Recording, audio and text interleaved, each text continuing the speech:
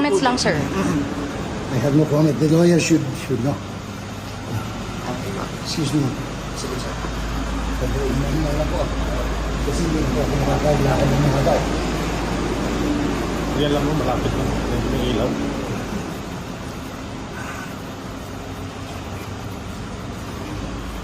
Galing po kayo na sa province, sir? Nakatawa. Sa Davao.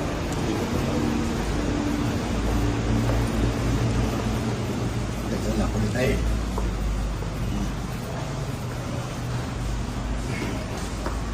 Excuse me. Sige po. Excuse.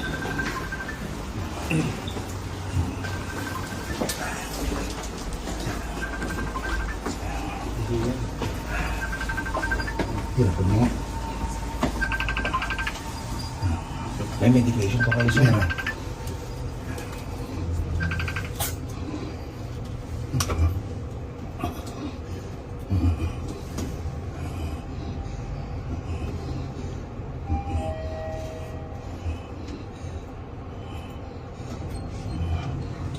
Ito na po tayo. Sige po, sandali lang po ha. Ayan. Hirap ako maglakad.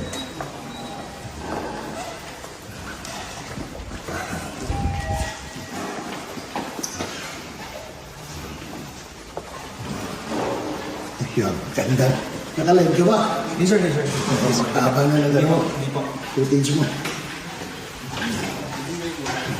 Blessing lang, sir. Blessing lang. Blessing lang. Blessing lang.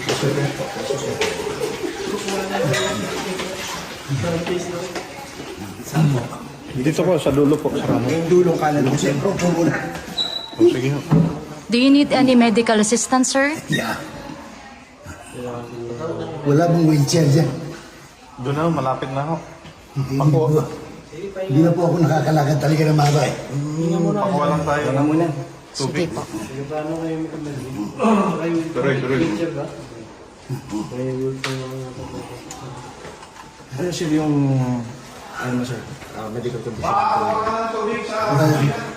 I'm diagnosed COPD and COPD. asthma. Asthma. Asthma. Acute asthma. I'm supposed to see the doctor on Monday.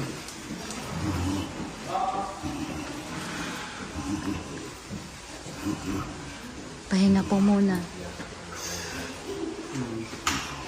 Just, ako ng wheelchair. MLD. Matawag din ang doktor. Saka ng ano, doktor. Doktor. Oh, please. Doktor o kaya nurse. Oh, kahit na nurse na. Hello.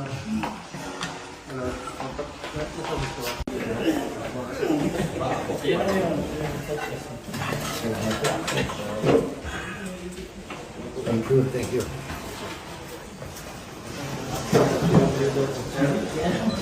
Sa mga kapuso na kailangan ng bigyan ng wheelchair ng NBI si Sir Jay Sonsa dahil naghihirap na siyang maglakad at medyo nakakapos sa kanya kaya ito kaya sa NBI para maayos na madala sa kanilang tanggapan dito sa NBI o Dito lang ba tayo? meron siyang tubig na binigay din ng NBI.